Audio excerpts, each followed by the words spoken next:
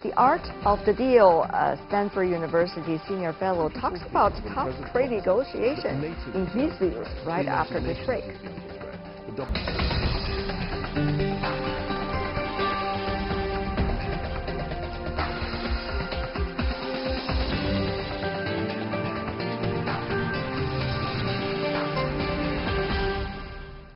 Welcome back. You're still watching World Insight live on CGTN. As Japan and South Korea earlier talked about the trade relations, their relationship really soured, and the U.S. appeared to be nowhere near a trade deal with China after the 12th round of trade talks between the two sides. The latest threat of more U.S. tariffs on Chinese goods, if carried out, would mean nearly every single Chinese export to the U.S. would carry tariffs. Last week, China warned Washington of countermeasures. Well, the year-long trade frictions have fueled uncertainty in the global economy. Some in the U.S. do not see it as a trade war, but a hardball negotiating tactic from the U.S. side, with both sides trying to get more leverage. Niall Ferguson, a senior fellow at the Hoover Institution of Stanford University, shared his thoughts.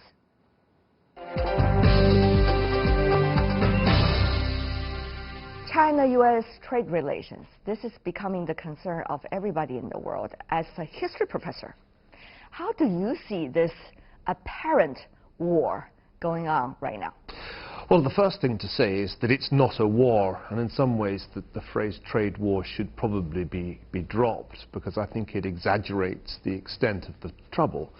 The other thing to remember is that in the long run, the United States used to be a very protectionist economy in the 19th century and in the first half of the 20th century. It's only really since World War II that we associate the United States with free trade policies. Because of the international institutions being established and U.S. being part of it. Right, and American politicians in both parties convinced themselves that there had been terrible mistakes made in the 1930s and that the United States should therefore try free trade. So what we see now with the Trump administration is in some ways the United States reverting to its old habits. In some ways one needs to see this as a negotiating game. This is something that President Trump specialized in his business career. And we can see, since he came into the White House, that there is a certain style. And it's not just on China trade that he's used this style. He's used it on a number of other issues. So I think we begin to get a sense of how he operates and what to expect. When we talk about the trade, you suggest that it was protectionism the U.S. has long been. And yet there's a huge fundamental difference between now and then. At that time, before the World War II, the U.S. economy was not necessarily the backbone of the world economy, and the U.S. is not necessarily so-called the leaders of the free world yet. And only after the Second World War, the U.S. significance has certainly become very different.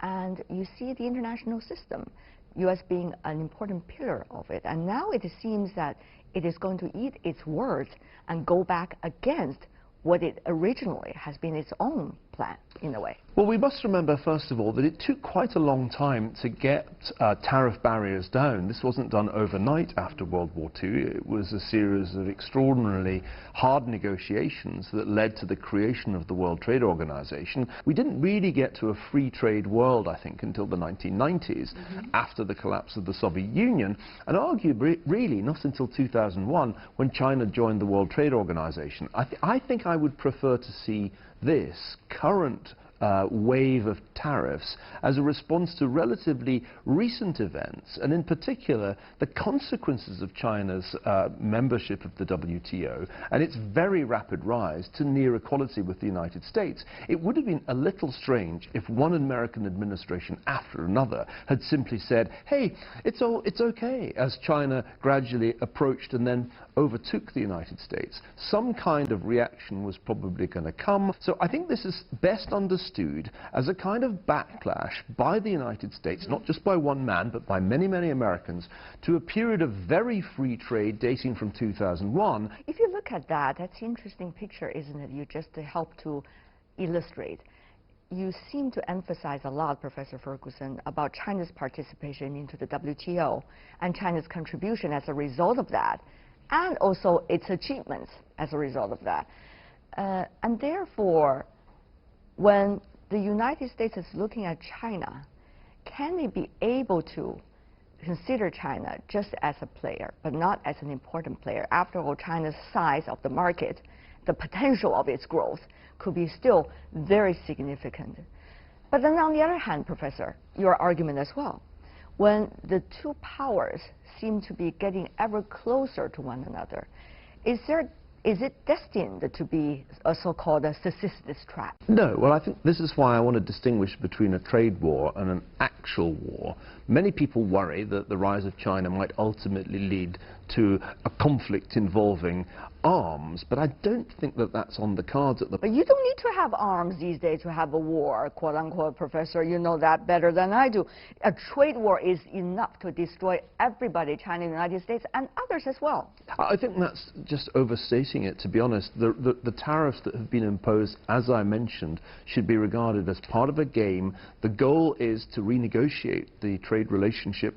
That's already been happening with Mexico. The deal is more or less done to renegotiate NAFTA. The Canadians are, I expect, going to fold. And what we're seeing here is the United States exercising the power that it still enjoys as the world's largest economy and forcing its trading partners to renegotiate. So I think it's extremely important not to use inflammatory language about something which is a negotiation. We see that a world after World War II, the U.S. has been playing a leadership role.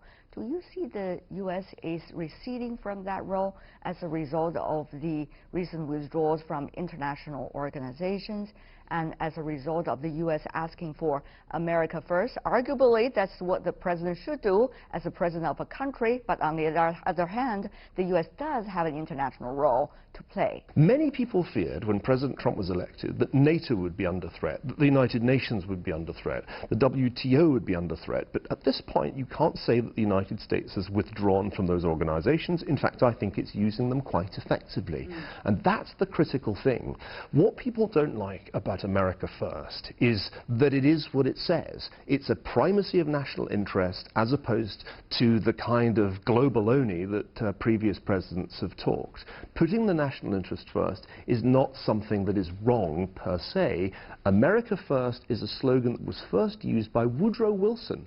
And Woodrow Wilson is often seen as the architect of the international order. He was the man who came up with the idea of the League of Nations, the predecessor of the United Nations. You've been studying systematically of the presidency of the United States, and therefore people ask about the kind of quality of leadership that we are seeing today in the American government and also governments around the world, as well as the process with which the U.S. is likely to eventually figure out the directions it wants to approach. Your analysis, finally, before we go. The world and American journalists tend to attach too much importance to the president's personality and not enough to the structure of government. There are remarkable continuities in American policy between presidencies.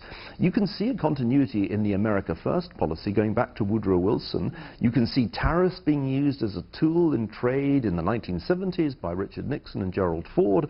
My advice to everybody who follows American politics is stop fixating on the president's personality. It's taking up too much of your time. Right. You're being distracted in the way he wants you to be. Focus on what his administration does. Concentrate on the policies, concentrate on the outcomes, and recognize that most of what is going on now is just negotiation, and he's not the first American president to play hardball in a negotiation. A hardball playing America right now. Thank you so much, Professor Ferguson. It's always refreshing talking to you and hearing your insights. Thank you. Appreciate it. Thank you very much. Thank you, Professor.